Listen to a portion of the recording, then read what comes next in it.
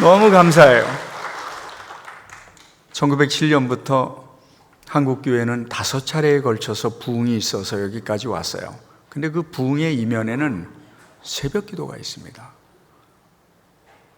이 지구상에서 가장 거룩한 게 뭔지 아세요? 절대자인 하나님 앞에 새벽 미명의 피조물로서 나오는 그 태도, 그것보다 거룩한 건 없어요. 그게 거룩이에요. 새벽 미명에 하나님 앞에 나오는 그 자세, 그게 거룩이에요. 그런 면에서 얼마나 서울 시내 한 중앙에서 이런 새벽 기도회가 계속되고 있다는 것은 큰 감동이 아닐 수 없어요. 다윗은 일개 목동이었어요.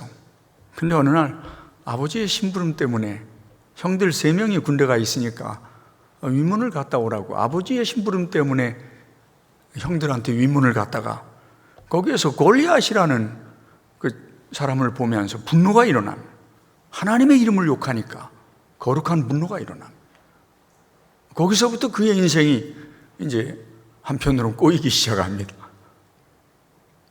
자기는 거룩한 분노로 나갔는데 골리앗을 때려 눕혀버리고 말았어요.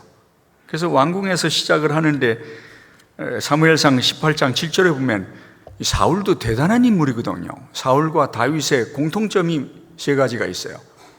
전부 다 맨 땅에서 헤딩했어요. 두 번째, 둘 다 사무엘에게서 안수를 받았어요. 기름 부음을 받았어요. 셋째, 둘 다 한 나라의 왕이 된 사람이에요. 사울도 그 외모가 얼마나 중출했으면 어쩌면 다윗보다 더 외모가 중출했을 거예요. 성경에 보면. 근데 이 사울이 망하기 시작해요. 그 망하게 되는 이유가 사람들이 떠도는 소문이었어요. 사울이 죽인 자는 천천히요, 다윗이 죽인 자는 만만이다. 시기하고 질투하고 그러면서 악신이 들어갔다고 성경에 기록되어 있어요. 여러분, 시기하지 마세요. 비교하지 마세요. 질투하지 마세요. 인간이 탑이 된다고 해도 그거 유지하기 어려워요. 그 평생 유지하는 사람 아무도 없어요. 언젠가 내려와야 돼요. 탑이 되는 게 중요한 게 아니에요. 사울은 시기하고 질투하면서 망하기 시작했어요. 그러다가 이제 다윗을 죽이려고 그래요. 다윗이 도망 다니기 시작해요. 제가 이스라엘 가서 연구를 했는데 2년인 줄 알았는데 4년 동안 도망을 다녔어요. 전국을 도망을 다니는 거예요. 3,000명의 정예 부대로 다윗을 죽이려고 쫓아오는 사울을 보면서, 사울이 싸워야 될 대적이 지금 누굽니까? 싸워야 될 대적이 주변에 어마어마하게 많은데도 이 다윗에 대한 시기 질투 때문에 평생을 끌려다니다가 결국에는 자기 스스로도 감당을 못한 채 비참하게 죽어갑니다. 다윗이 엔게디 골짜기에서 썼던 글입니다. 자기를 향하여 3,000명의 정예부대가 온다는 이야기를 듣고 엔게디 골짜기에 숨어서 하나님 앞에 썼던 시편이 오늘의 이 시편입니다. 다윗은 무엇 때문에 살 수 있었을까요? 다윗의 비전은 뭐였을까요? 그는 어떤 사람이었을까요? 사울을 죽이는 데 도와줬던 사람이 병기든 자 아말렉 사람이었습니다. 그러니까 사울의 비서죠. 시종을 드는 사람인데 사울을 죽이는 걸 도와주고 사울의 부장품을 가지고 다윗에게 옵니다. 내가 사울을 죽였습니다. 내가 사울을 죽이는 걸 도왔습니다. 여러분, 다윗이 그 사람에게 상을 베풀어야 되는데 다윗이 뭐라 그런 줄 아세요? 네가 하나님의 기름 부은 종을 죽였느냐? 네가 그랬느냐? 너도 그와 같이 되리라. 사지를 찍어 죽여버려요. 어마어마한 살인사건이 일어나 사지를 찍어서 죽여버려요. 그리고 통곡을 하면서 사울을 향하여 눈물을 흘리면서 장례식을 치릅니다. 다윗은 도대체 그의 꿈이 뭐였고 그는 무엇 때문에 살았을까요? 시편 57편 9절 10절에 11절에 다윗이 이렇게 얘기합니다. 숨어 있을 때 얘기해요. 주여, 내가 만민 중에 주께 감사하오며 문 나라 중에 주를 찬송하리이다. 하나님이여, 주는 하늘 위에 높이 들리시며 주의 영광이 온 세계 위에 높아지기를 원하나이다. 시편 67편 1절 2절에도 보면 하나님은 우리에게 은혜를 베푸사 복을 주시고 그의 얼굴빛을 우리에게 비추사 주의 도를 땅 위에 주의 구원을 모든 나라에게 알리소서. 다윗의 꿈은 어떤 상황, 어떤 조건 속에서도 하나님과 동행하면서 하나님의 이름을 높이는 것이 그의 꿈이었습니다. 왕이 되는 게 아니에요. 대단한 인물이 되는 것도 아니에요. 하나님과 동행하면서 하나님의 이름을 높이는 것, 이게 다윗의 꿈이었어요. 이게 다윗만의 꿈이었을까요? 아닙니다. 요셉도 마찬가지예요. 우린 자꾸 국무총리 된 거에만 초점을 맞추지만 아니에요. 성경을 창세기 42장에 보면 하나님께서 요셉과 함께 하심으로 그가 형통한 자 되어 주인 애굽 사람의 집에 있으니, 하나님과 동행하는 거, 거기 모든 걸 걸었어요. 이게 앞서간 신앙인들의 삶이고 성경의 인물들의 삶이고, 우리보다 이 조국 땅에 들어와서 수고했던, 기독교의 역사를 세웠던, 불꽃처럼 살아갔던 사람들의 태도였습니다. 결과는 하나님의 거예요. 내 거 아니에요. 결과에 연연하다 보면 정도를 걷지 못합니다. 결과는 주님께 맡기고, 오늘은 어떻게 이 땅에 복음이 들어와서 여기까지 흘러왔는지 다시 한번 어제에 이어서 PPT를 통해서 살펴보려고 합니다. 역사의 새벽을 깨우는 교회. 19세기에 미국의 그 백과사전에 나와 있는 그 한국이라는 말을 제가 번역해 보았습니다. 여러분 한번 한 목소리로 그들이 한국을 어떻게 생각했는지, 좀 웃기긴 하지만 그래도 한번 읽어봅시다. 코리아는 시작.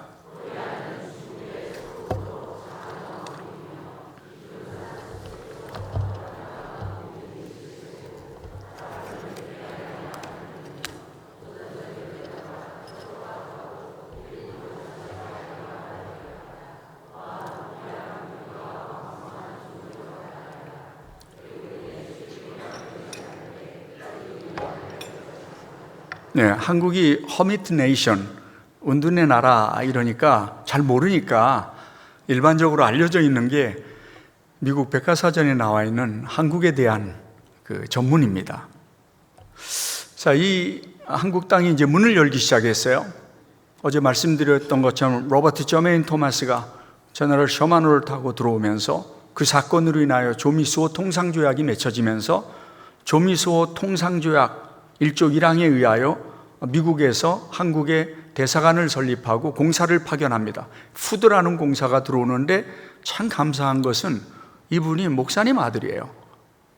선교사들을 잘 대접하고 선교사들이 사역할 수 있도록 모든 전략을 짜는데 도와줘요. 왜 그러냐면 고종이 기독교를 정말 싫어했거든요. 그러니까 알렌이 딱 도착하니까, 제물포에 도착하니까 알렌에게 뭐라고 말하냐면, 조약상 당신이 들어올 수는 있지만 이 나라의 왕이 기독교를 싫어하기 때문에 기독교인으로 들어오면 안 됩니다. 그럼 어떻게 할까요? 우리가 증명서를 주겠습니다. 미국 공사관에 무급 의사 자격증을 드릴 테니까 공사관의 직원으로 이 땅에 들어오는 걸로 하겠습니다. 그리고 그 자리에서 공사관 직원의 증명서를 발급해줘요. 그래서 이제 알렌이 들어오게 되는 거예요. 근데 한국에는 이제 공사관도 만들어지고 공사가 왔는데, 당시에 조선 사람들은 상상을 할 수 없잖아요. 대사관을 다른 나라에 만든다던가 이런 거 상상을 할 수 없잖아요. 그러니까 이제 고종이 푸드공사하고 상의를 합니다. 어떻게 하면 좋으냐 그랬더니, 일단 먼저 우리가 도착을 했으니까 사절단을 미국에 보내십시오. 그 비용은 전부 미합중국에서 되겠습니다. 그래가지고 이제 주미 사절단, 미국으로 가는 사절단이 이제 출발을 하게 됩니다. 사절단이 출발을 하는데 영어 할 줄 아는 사람이 단 한 명도 없었어요. 영어 할 줄 아는 사람이 한 명도 없는데, 일단 일본으로 갔어요. 사절단이 일본으로 갔는데 그 영어 할 줄 아는 사람이 없는 거예요. 그러니까 이제 그 일본 미국 대사관에서 하버드 대학교 나오고 그 일본에 놀러 온 그 보스턴에 있는 유명한 가문에 퍼시펄 로엘이라는 사람이 있었어요. 나중에 아주 유명한 천문학자가 되는데, 이 사람 보고 시간이 있으면 좀 이분들 좀 가이드 좀 해달라고 그럽니다. 그러니까 이 퍼시펄 로엘이 하겠다 그럽니다. 근데 이제 영어 할 줄 아는 사람이 없으니까 단지 이제 일본어 할 줄 아는 사람은 있었어요. 육일준이라고. 일본어 할 줄 아는 사람은 있었는데 영어 할 줄 아는 사람이 없으니까 퍼시펄 로웰이 뒤에 일본 남자, 미국에 유학을 갔다 온 일본 비서를 데리고 갑니다. 그래가지고 이 사람들이 이제 일본에서 미군 군함을 타고 샌프란시스코로 가요. 그 샌프란시스코에 도착을 해가지고 워싱턴으로 가는 거예요. 그걸 대륙 횡단 열차라고 하는데 그게 뭐 2주 동안 갑니다. 2주 동안. 그 대륙 횡단 열차에서 누구를 만나냐면은 가우처라고 하는 감리교 목사님을 만나요. 그 감리교 목사님이 가만히 보니까 이상한 복장을 한 사람들이 조선에서 아시아에서 왔는데 아주 태도가 굉장히 우아하고 품이 있고 이런 모습에 감탄을 해요. 그래가지고 다가가서 대화를 시작을 합니다. 그리고 조선이라는 나라가 있는데 기독교가 한 번도 들어가지 않았다는 사실을 가우처가 알게 돼요. 그리고 대화를 나누고 견미사절단을 자기 교회에 초대해 갖고 대접을 합니다. 그러고 나서 곧장 가우처가 돈을 모으기 시작을 합니다. 그래서 5,000불을 모아가지고 감리교 총회에다가 조선 땅에 선교사를 보내는데 이 돈을 써달라고 헌금을 하게 돼요. 이제 워싱턴에 도착했는데 대통령이 없어요. 아도 대통령이 어디에 가 있냐면 뉴욕에 가 있어요. 그러니까 대통령이 어디 있는지도 모르고 가는 거야. 그래가지고 이제 워싱턴에서 다시 또 뉴욕으로 가요. 뉴욕에 가면은 센트럴 그 파크가 있습니다. 그 옆에 5스타 호텔이 있어요. 저도 거기 가봤는데 그 호텔에 이제 머무르고 있는데 이제 대통령이 참 방문을 이렇게 오니까 그 사절단들이 전부 의복을 정장하고 그 로비에서 들어오는 대통령을 향하여 큰 절을 하는 거예요. 이게 대서특필대입니다. 이게 탑 뉴스로 나와요. 미국 전 신문에 그 파이스트 극동에서 사절단들이 왔는데 땅바닥에 엎드려서 절을 한다. 저 그림이 이렇게 나오게 됩니다. 가우처가 이제 5,000불을 보내니까 감리교가 이제 조선에 대해서 알아보기 시작을 한 거예요. 법적으로는 하자가 없으니까 수호 통상조약이 맺혀졌으니까. 그리고 이제 일본에 이수정이라는 선비가 있었어요. 이수정이라는 선비가 고종의 총애를 받고 신사유람단으로 일본을 방문해요. 방문을 해가지고 농업을 배우고 싶어 해요. 농업을 배우고 싶어 해서 신사유람단으로 갔다가 남아요. 왜냐하면 농업을 배우고 조선에 돌아가려고. 일본의 가장 뛰어난 농업학자가 쯔다센이라는 분이에요. 그분을 방문을 해요. 그 집을 방문했는데 그 집의 거실에 이렇게 액자가 있었는데 그 액자가 산산수훈이에요. 마음이 가난한 자는 복이 있나니 천국이 저희 것이며. 그 산산수훈을 딱 보는데 이수정이 짜릿합니다. 왜 그러냐면 이 불교라고 하는 것은요 굉장히 윤리적이고 율법적이에요. 유교의 가장 큰 문제는 절대 진리가 없어요. 근데 그 윤리는 뛰어납니다. 그런데 이 유학자였던 이수정이 그거를 딱 보는 순간에 절대 진리잖아요. 그거를 딱 보는 순간에 누가 저런 말을 했나? 그래서 찌다센에게 물어봐요. 저 벽보에 저렇게 말씀하신 분이 누구냐고. 그랬더니 예수 그리스도라고 복음을 전해요. 그러니까 이수정이 그 말씀에 감동을 받고 또 찌다센의 개인적인 인격에 감동을 받아가지고 이 사람이 이제 예수를 믿게 돼요. 그 세례를 받은 날이에요. 가운데 있는 사람이 이수정이고 중국 목사와 미국 목사와 일본인 목사가 이수정을 세례를 줘요. 세례를 받고 나니까 예수를 믿기 시작한 거예요.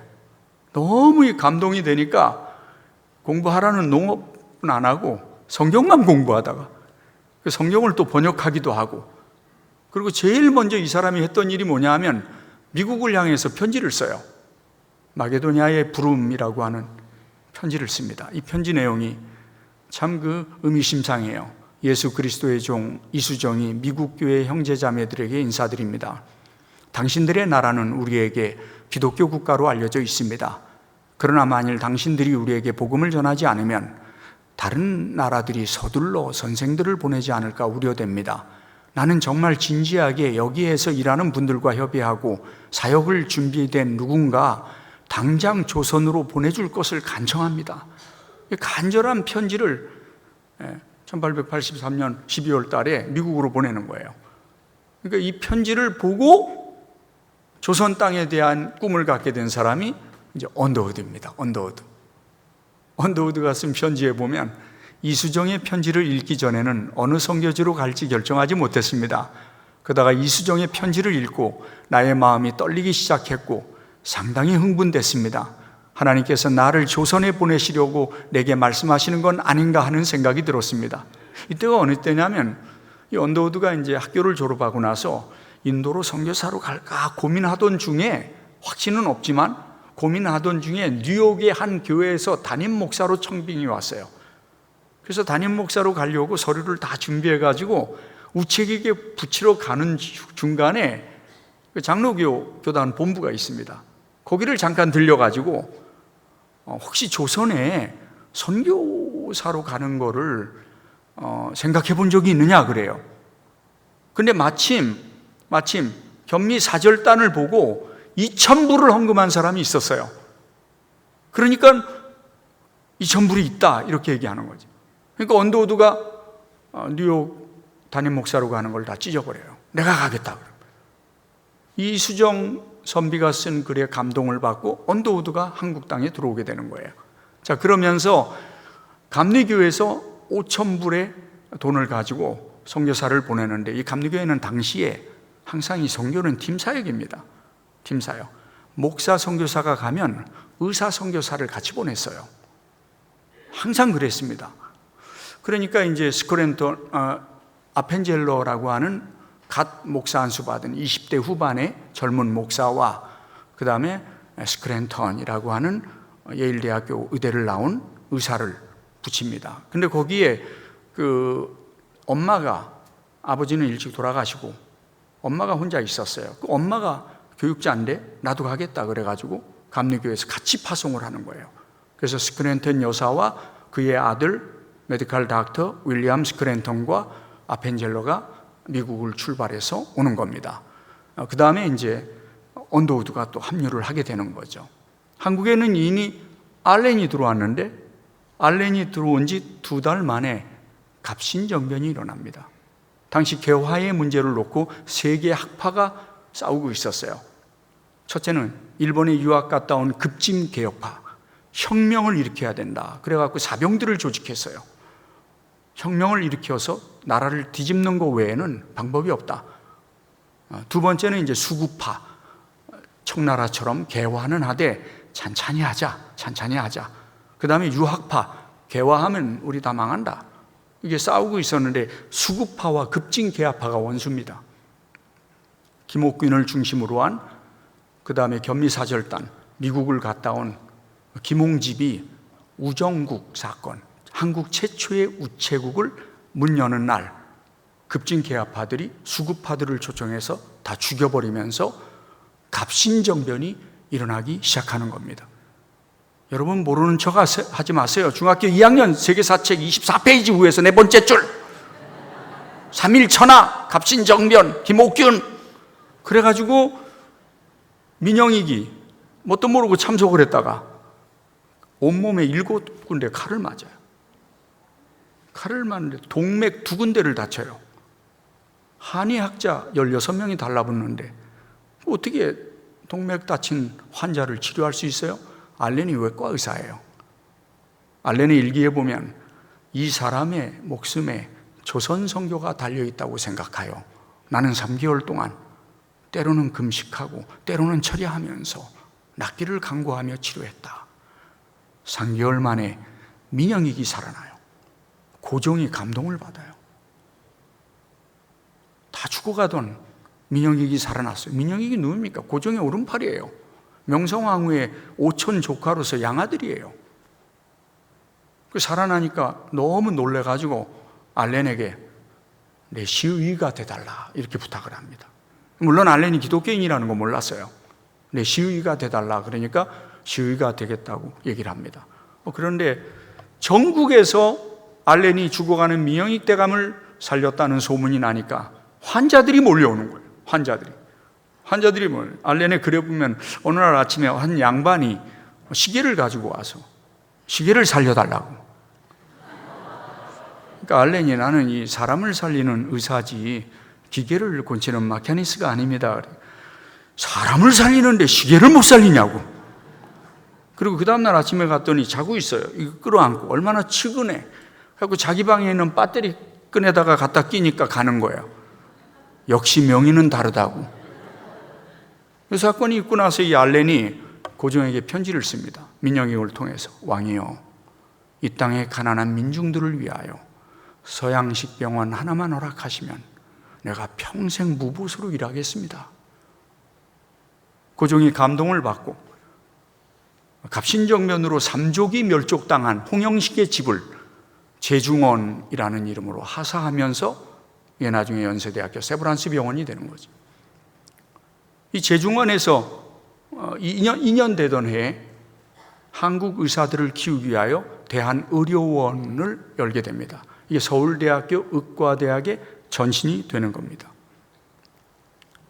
알렌은 고종의 명을 받들어서 2년 동안 제중원 원장을 하고 고종의 명을 받들어서 워싱턴에 한국 공사관이 열리는데 통역관으로 따라가고 2대 원장으로 존 헤론이 옵니다. 헤론에 대해서는 제가 조금만 이야기를 하려고 합니다. 제가 지난 2년 전에 미국의 알리바마에 가서 헤론에 대해서 좀 연구를 했기 때문에 이 헤론이 한국 조선에 최초로 파송된 임명장을 받은 사람은 존 헤론입니다. 근데 왜 알렌보다 늦게 들어왔냐면 당시 헤론은 테네시 주립대학교의 의과대학을 수석으로 졸업한 사람이에요. 그러니까 테네시 주립대학의 역사상 존 헤론보다 성적이 좋은 사람이 없습니다. 제가 학적부를 확인했으니까 최고의 성적으로 수석으로 졸업을 해. 근데 내 실력 가지고는 조선 사람들을 치료할 수 없다. 너무 약하다. 그래갖고 헤론이 뉴욕대학교 의과대학에 편입을 합니다. 뉴욕대학교는 지금도 미국에서 제일 좋은 사립학교거든요. 거기 의과대학은 지금도 공짜입니다.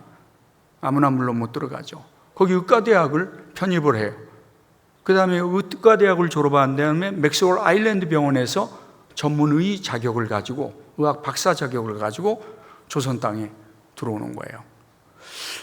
헤론이 한국에 들어와 가지고 1년 동안 제중원 설립한 다음에 1년 후에 들어왔으니까 1년 동안 쓴 보고서를 제가 번역을 했습니다. 그 기도 편지를 1년 동안 헤론이 치료한 환자입니다.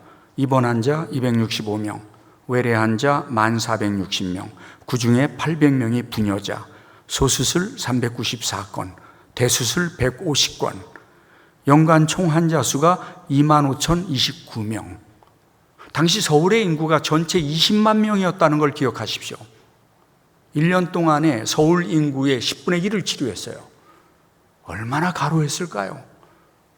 얼마나 최선을 다했을까요? 이렇게 5년을 삽니다.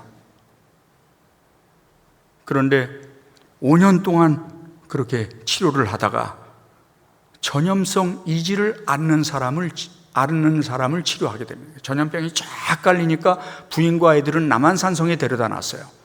그리고 자기 혼자 제중원에서 치료를 하는데 전염성 이질 환자를 살리고 자기가 감염이 돼서 3일 만에 죽습니다. 헤론이 죽기 전에 1890년 34세의 나이로 한국에 온 지 5년 만에 영양실조와 과로와 피곤에다가 이질에 걸려서 죽으면서 한국 사람들을 모아놨습니다. 그때 했던 유언이 그대로 남아 있습니다. 한국말로 했습니다. 예수님은 여러분을 사랑합니다. 주님은 여러분을 위하여 그의 생명을 바쳤습니다. 주님을 믿으십시오. 그때 자기 부인 헬리옷과 두 딸이 남편이 죽어간다는 말을 듣고 말을 타고 달려옵니다. 바로 죽기 전에 헬리옷을 만납니다. 부인에게 남긴 유언입니다.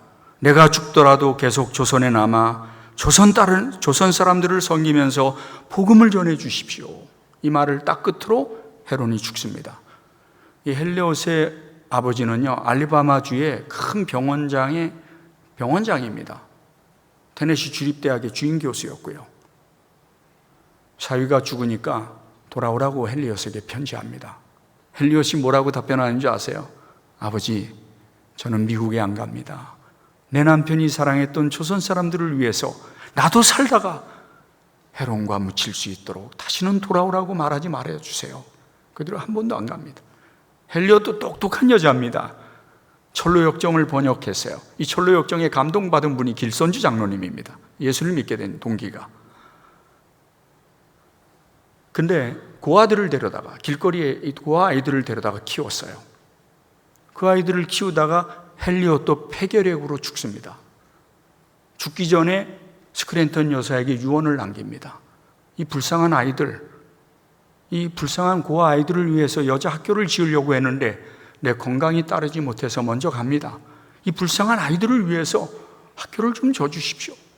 스크랜턴 여사가 이 유언을 받아가지고 시작한 학교가 이화학당입니다. 그 학교에 입학한 최초의 학생들은 헬리옷이 키우던 고아 여자아이들이었어요. 지금도 양화진에 가면 이 두 사람이 같이 묻혀 있습니다. 물론 두 딸도 유학을 갔다 와서 정신여고에서 평생 동안 선교사로, 교육선교사로 살았습니다. 묘지에는 이렇게 써 있습니다. 하나님의 아들이 나를 사랑하시고 나를 위하여 자신을 주셨다. The Son of God loved me and gave himself for me. 하나님의 아들이 나를 위하여 대신 죽었으니 나 또한 내가 사랑하는 조선 사람들을 위하여 내 목숨을 내놓는 것이 마땅하지 않냐는 그의 삶이 우리에게 반증을 하고 있는 것이죠. 요 옆에 있는 고려대학교 의과대학교도 그 원래 로제타 홀이라는 선교사가 있었습니다. 부부가 다 의사인데 남편은 청일전쟁 때 평양에서 치료를 하다 장티푸스에 감염돼서 죽습니다. 로제타 홀은 두 자녀를 키우면서 나중에 경성의학원이라는 여자 간호사와 의사를 키우는 학교를 시작을 하는데 이 경성의학원의 전신이 고려대학교 의과대학입니다. 한국의 명문대학의 의과대학은 전부 선교사들이 지은 학교입니다. 여자 병원으로서 최초의 병원이 메타 하워드라는 여자 의사가 들어와서 한국에는 여자만을 위한 병원이 필요하다고 명성황후에게 얘기를 합니다. 그래서 보구여관이라는 이름으로 하사를 받습니다. 이게 이화여자대학교 의과대학의 시작입니다. 사무엘 마펫이 평양에 가서 복음을 전합니다. 자, 그가 처음에 보냈던 편지를 우리가 한번 읽어볼 필요가 있습니다. 이곳에 온 이후 제가 가장 강하게 느끼는 것은 조선에서 이 사역을 할 수 있도록 인도해 주신 하나님께 지속적으로 감사하고 있습니다. 이 나라의 미래에 위대한 가능성이 있다고 저는 믿습니다. 조선인들은 지적이고 매력적이며 관리들의 수탈에서 벗어나고 노동이 천하다는 생각을 버리면 강한 민족으로 발전할 것입니다. 저는 이 민족의 도덕적, 영적 거듭남을 위해 하나님께 쓰임받을 것을 신뢰하고 믿으며 전적으로 사역에 헌신하기를 원합니다. 이게 평양에서 쓴 최초의 편지입니다.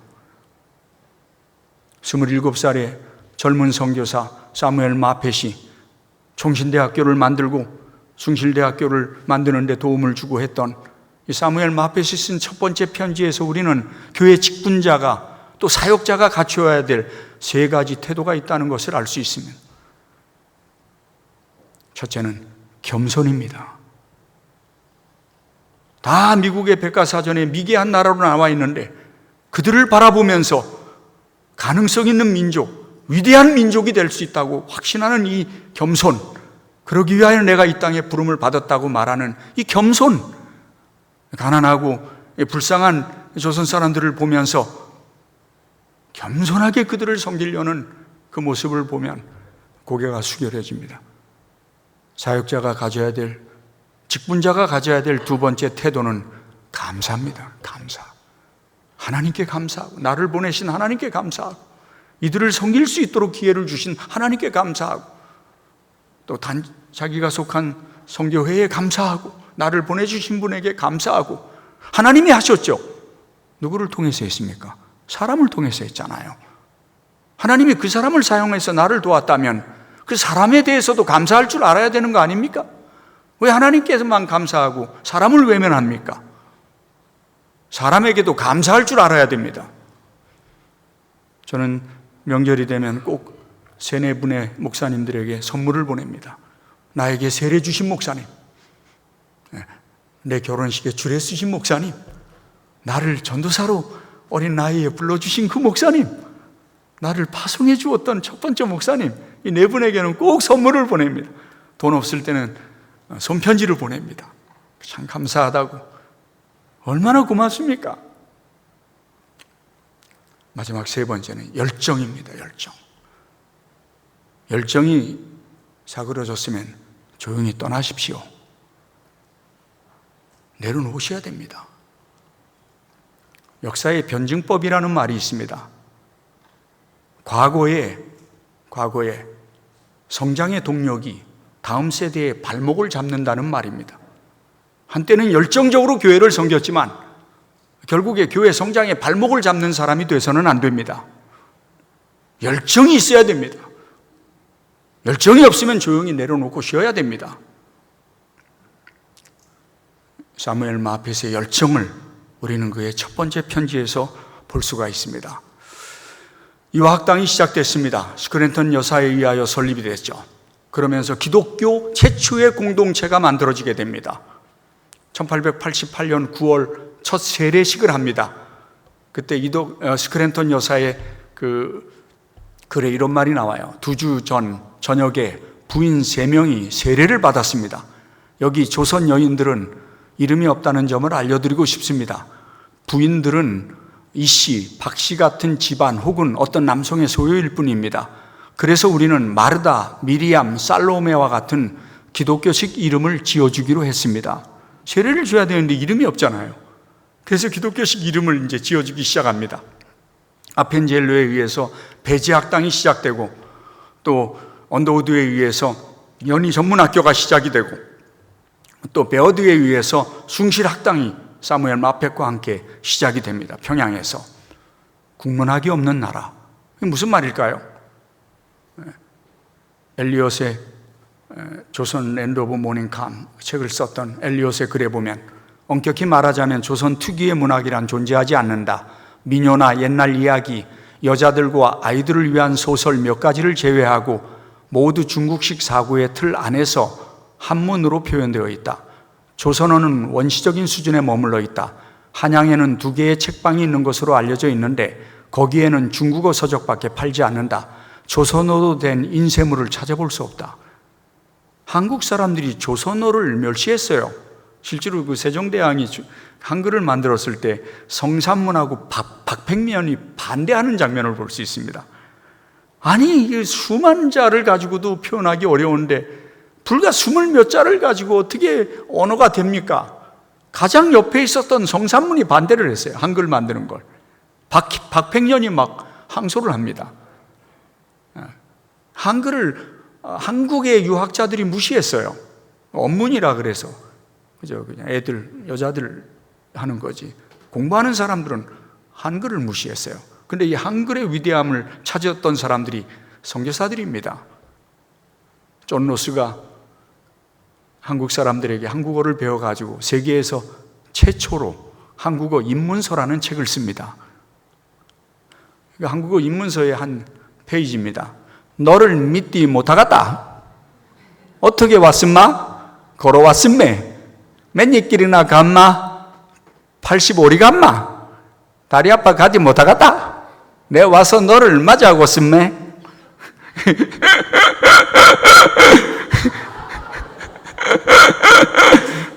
평안도, 한경북도 사투리 그게 한국어라고 지금. 한국어의 위대함을 발견한 사람들이 선교사들입니다. 한국어로 책을 쓰고 한국어 번역을 제일 먼저 했어요. 선교사들이. 이 민중들을 가리키기 위해서는 한글을 아름다움을 설명해야 된다. 그리고 최초의 한글에 띄어쓰기를 한 사람이 존 로스입니다. 원래 한글은 띄어쓰기가 없어요. 영어는 띄어쓰기가 있잖아요.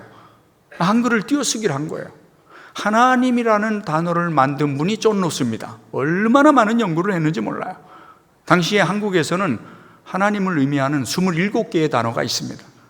상제, 천주, 그 가운데 하나님이라는 단어를 최초의 성경에다가 넣게 됩니다.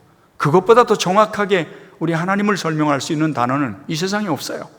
선교사들이 한글의 위대함을 먼저 찾아가지고 그걸 적용했습니다. 남녀 차별에 대한 도전. 당시에는 남녀 7세 부동석이라고 그랬지 않습니까? 7살만 지나면 다 남녀는 따로 앉아야 되죠.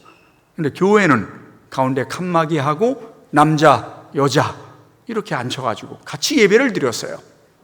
남녀가 함께 예배할 수 있도록, 다 설교자를 볼 수 있도록 칸막이를 해서 교회가 남녀 차별에 대해서 도전을 했어요. 당시에는 그 남존여비 사상으로 가득 차 있었습니다. 남존여비가 뭔지 아시죠?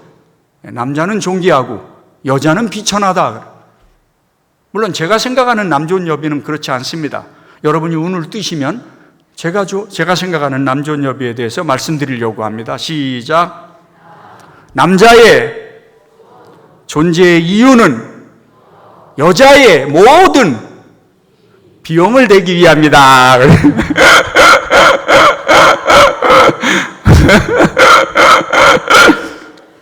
남자들이 다 째려보고 그래. 남녀 차별에 대해서 이제 도전을 하는 겁니다. 그래서 이름이 없으니까 예메레, 영어 발음으로 Mary, 요거를 한국 발음으로 메레, 이렇게. 박에스터, 최초의 여자 의사죠. 화란사, 영어 발음에 낸시라는 말을 한국어로 란사. 김한란, 영어의 헬렌이라는 이름을 한국 발음으로 한란, 이렇게 지어준 거죠. 조선 최초의 선거는요, 세문안교에서 장로 투표입니다. 역사상 한국의 최초의 선거는 장로 투표입니다. 1887년 10월 7일 날, 지난주 화요일 우리는 2명의 장로를 선출하고 그 다음 일요일 임명함으로써 장로교회 조직을 완성하였다. 우리는 14명의 교인으로 시작하였고 일요일에 1명을 더 받았다. 최초의 선거가 시작된 거예요. 신분제에 대한 도전. 당시에 이 백정들은 천대를 받았어요. 같이 못 살았어요. 상투를 들지 못했어요. 근데 에비슨이라는 그 선교사가 들어옵니다. 이 에비슨은 당시에 캐나다 토론토 시장의 주치의였던 사람이에요. 아주 그 뛰어난 의사였는데 이 사람이 언더우드의 설교에 감동을 받고 조선 땅에 자신의 인생을 묻으러 와요. 제중원의 5대 원장으로 들어오는데 들어오자마자 고종을 알련합니다. 고종을 이렇게 인사를 하고 눈을 들어보는데 고종의 얼굴이 퉁퉁 부어 있어요. 그러니까 에비슨이 이렇게 말합니다. 왕이시여, 혹시 모자를 받고 쓰셨습니까? 그러니까 어떻게 아느냐? 내가 모자를 받고 썼더니 얼굴이 퉁퉁 부었다 그래. 예, 모자에 천을 연결하는 것을 송진으로 했기 때문에 그 송진의 독 때문에 얼굴이 퉁퉁 부은 거니까 예전 모자로 잠깐 쓰시고 제가 송진 말고 다른 걸로 만들어 드리겠습니다. 그 뒤에 이제 괜찮아졌다. 에비슨이 딱 들어와 보니까 한국에 콜레라 때문에 막 집단으로 죽어요. 온 동네가 다 죽어요. 왜냐하면 우물을 만들 때 꼭 냇가 옆에 만듭니다. 물이 많으니까. 냇가에서 뭐 합니까? 목욕하고 소변 보고 대변 보고 밥 해 먹고, 이게 전부 다 우물로 들어와 가지고 콜레라가 쫙 퍼지면 그 우물물 먹은 한 마을이 전부 몰사하는 거예요. 그러니까 에비슨이 고종에게 3가지만 지키라고 방을 내려달라고 그럽니다. 첫째, 물을 끓여 먹어라. 이 수인성 전염병이니까 물을 끓여 먹어라. 둘째, 음식을 반드시 익혀 먹어라. 셋째, 손을 깨끗이 씻고 다녀라. 그래가지고 에비슨이 딱 들어와서 이 방이 서울에 딱 붙여지자 이 서울에서는 한 명도 콜레라로 죽은 사람이 없다. 이 기록에 나와 있어요. 별것도 아닌데 우리가 몰랐잖아요. 5,000년 동안. 사무엘 무어가 교회를 개척합니다. 근데 그 양반들만 나왔어요. 그런데 당시 백정들이 있는데 이 백정 가운데 박성춘이라는 사람이 장티푸스에 걸려요. 근데 누가 가서 치료를 하냐면 에비슨이 가서 치료합니다. 그 백정을 찾아가서 치료를 해요. 근데 이 박성춘이 났어요. 세상에 지금 왕의 주치의가 나를 치료한 거야. 이게 말이 됩니까? 그러니까 이 백정이 교회 나오기 시작했어요. 교회 나오니까 양반들이 데모가 일어났어요. 백정들은 나오지 못하게 해달라. 그러니까 그 선교사님이 모든 인간은 하나님 앞에서 다 동등하다. 그러니까 이 양반들이 그러면 백정들은 뒤에 앉고 양반들은 앞에 앉게 해달라. 뭐 선교사가 No, 모든 인간은 다 똑같다 하나님 앞에서. 그러니까 이 양반들이 교회를 떠납니다. 교회를 떠나갖고 양반들만을 위한 교회를 개척해요. 그래 나중에 이 교회가 불나요. 양반들이 그때 깨닫고 우리가 잘못했구나. 또 성경에 대한 지식을 더 알아지게 되니까 다시 본 교회로 돌아와서 무호에게 용서를 빌고 이 교회의 교인들이 돼서 양반과 백정들이 같이 예배하는 그 교회, 시작할 땐 곤단골 교회, 우리 교단의 승동교회가 바로 그 교회입니다. 이 교회의 최초의 장로가 누구냐? 바로 그 백정 박성춘입니다.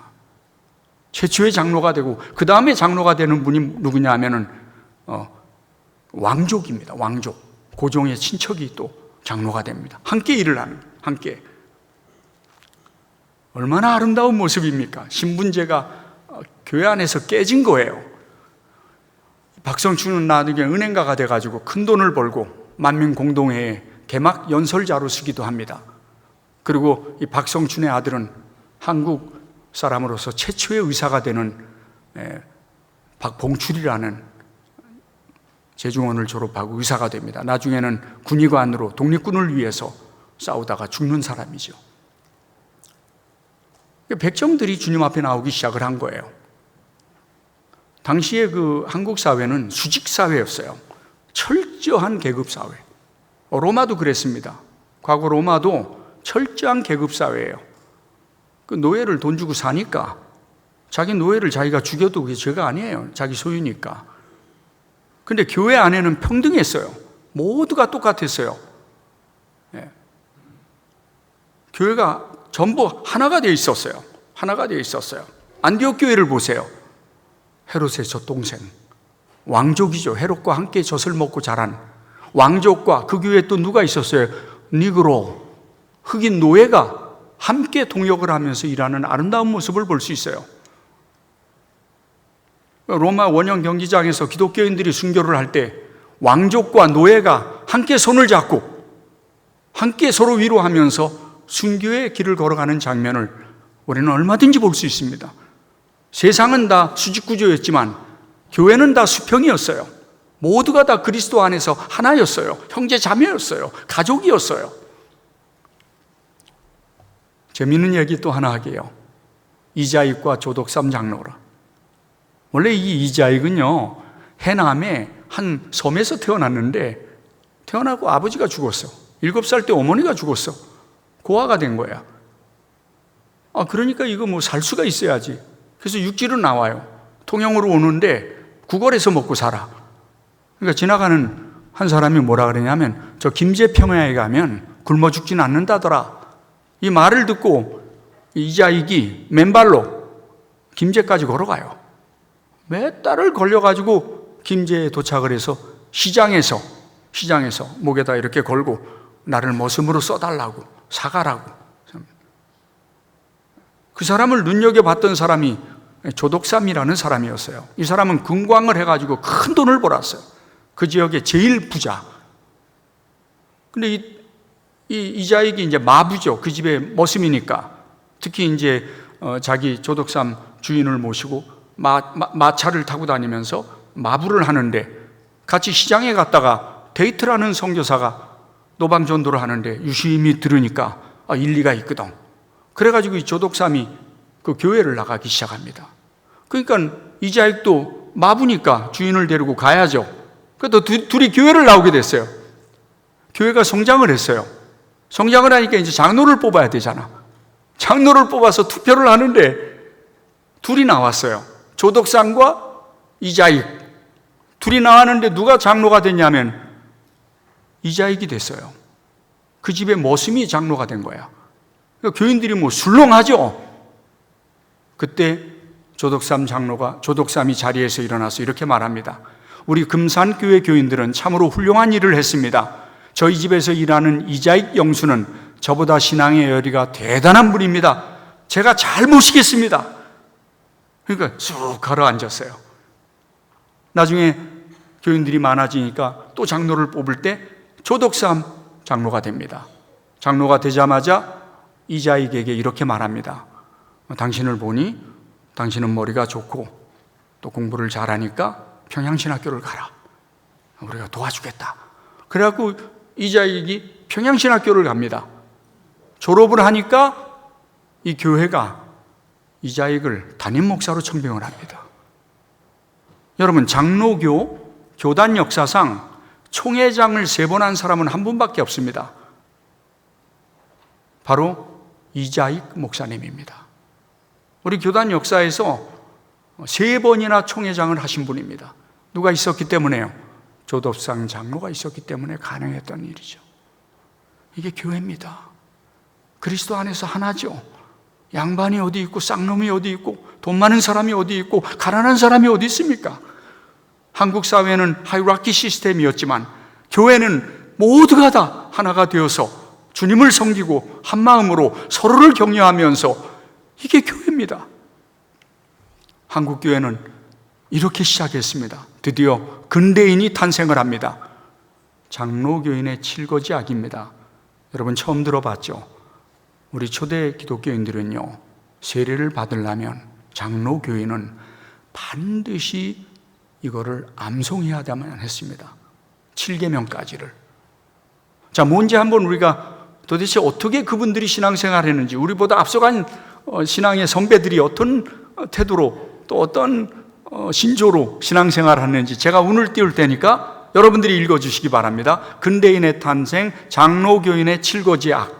첫째, 다시 한 목소리로 첫째,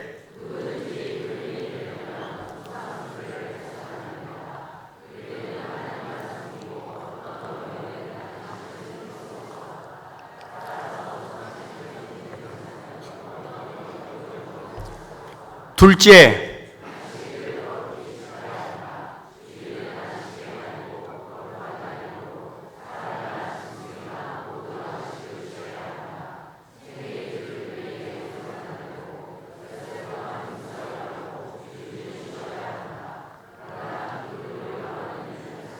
셋째,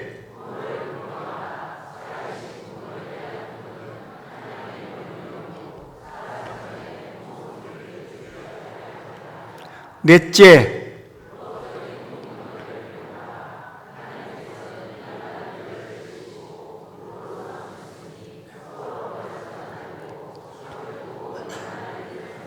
다섯째,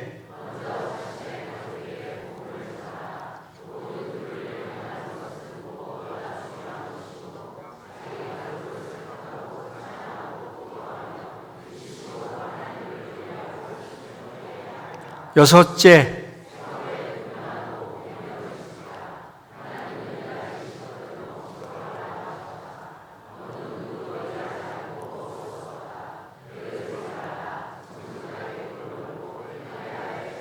마지막입니다. 일곱째,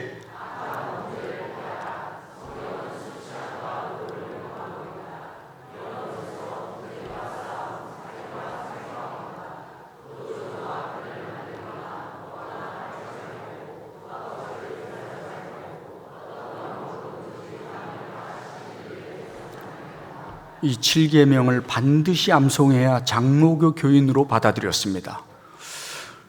이 의식 후에 독립협회가 시작됩니다. 최초의 독립협회가 2,500명이 등록하는데 2,000명이 기독교인들이었습니다. 민족의 지도자들이 기독교인들 가운데 일어나기 시작합니다. 독립신문에 보니까 고종의 생일날 모하관에 모여 근 1,000명의 기독교인들이 대주교 탄신 경축회를 열고 애국가를 부르며 조선의 자주 독립과 발전을 위해 하나님께 기도하였다. 제가 영문신문 코리안 리포지트에 보니까 2,000명이 모였다고 나와 있어요. 뭐가 정확한지 모르지만 1,000명에서 2,000명 사이에 모인 건 확실해요. 여기 서도의문에 가면은 중국의 사신들이 올 때 머무는 호텔, 여관, 모하관이라고 있었어요. 거기에서 2천여 명의 기독교인들이 모여가지고 나라와 민족을 위해서 기도했어요.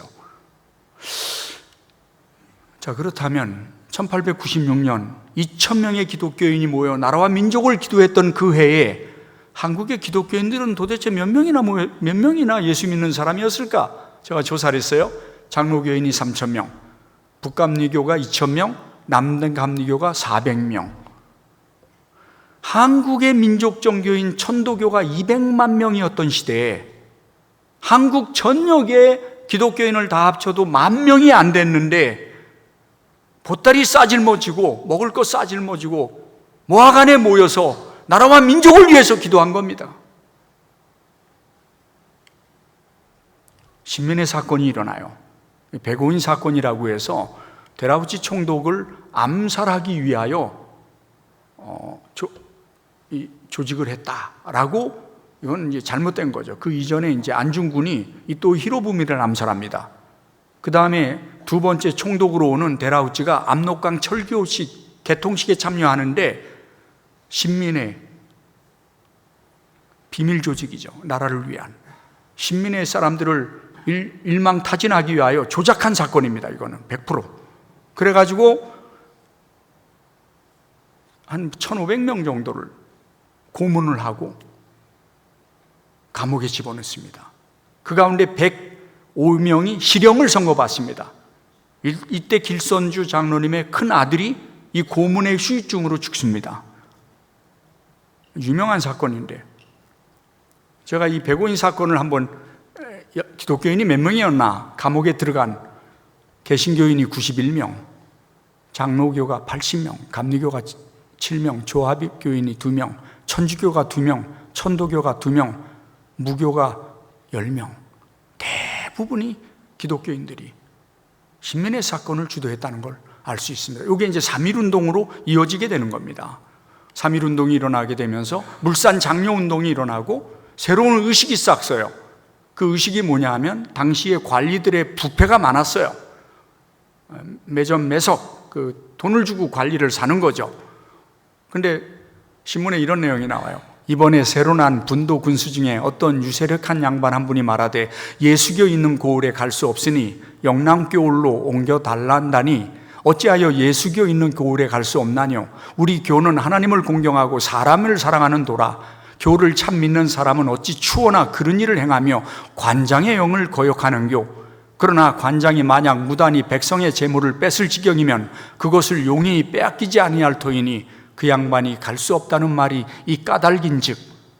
이게 무슨 얘기냐면 조롱하는 거예요.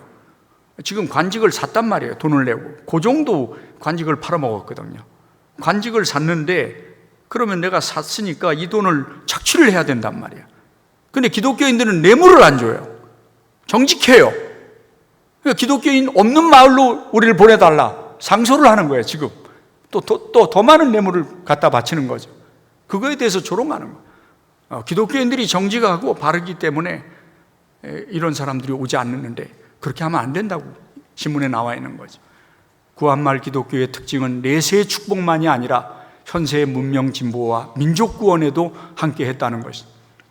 5가지 이유입니다. 초기 기독교의 성장 원인은 성경 보급을 통한 신앙 동기, 두 번째 6.25 전통이 미비한 서북 지역에서 부흥이 일어났고 청나라와의 무역 활동 또 이른 상업 활동으로 인하여 의식이 깨어 있었고 개화 의식과 반봉건 의식이 지배층의 개화해야 된다는 관리들의 탐욕을 피하기 위한 민중들의 개종, 민중들이 주님 앞에 나오기 시작하면서 기독교 부흥이 됩니다. 더군다나 선교사들의 방침은 하층민들에게 복음을 증거하는 가난한 자들에게 복음이 전파되며 라는 말씀을 실천했기 때문입니다. 저는 선교한다고 25년 동안 외국에서만 살다가 모교의 부름을 받고 한국에 왔습니다. 35년 전에 조국을 떠났다가 35년이 지난 지금의 한국에 돌아와서 이렇게 보면 과거와 뭐가 달라져 있는지 제 눈에는 보일 거 아닙니까? 이 3가지 문제는 우리가 고민 좀 해야 됩니다. 첫째, 교회 안에 성공지상주의. 이게 우리 과제입니다. 여러분, 예수 잘 믿으면 아파트 평수 늘리고 다 부자 돼야 되고 다 명문 대학 가야 됩니까? 기독교인의 성공은 하나님과 동행하는 겁니다. 자본주의의 성공과 혼자 해가지고 복잡해요. 두 번째가 신앙의 사사화. 신앙은 나 하나 잘 먹고 잘 살다가 천국 가는 게 아닙니다. 예수님의 보혈은 공유돼야 되고 흘러야 됩니다. 왜냐하면 하나님의 나라가 확장되어 가기 때문에 신앙은, 내가 가진 그 신앙은 공적인 개념이 되어야 합니다. 마지막으로 배타성입니다. 우리끼리 신앙은 이타적인 게 아닐까요? Not for self. 이 모든 것들을 한마디로 얘기하면 우리가 이기적이 되어가는 것은 아닌가 하는 생각을 해봅니다. 기독교가 어떻게 한국 땅에 들어왔고 토마스를 시작으로 3179명의 선교사들이 헌신하고 희생하고 호남 지역 남장로 교단에만 1912년까지 선교사 67명이 죽었습니다. 많은 사람들의 헌신과 희생과 눈물이 있었습니다. 잊어버리면 안 됩니다. 마지막으로 역사의 새벽을 깨우는 교회는 시편 57편 7절에 다윗이 말합니다. 하나님이여 내 마음이 확정되었고 확정되었사오니 비파야 수구마 깰지어다 내가 새벽을 깨우리로다.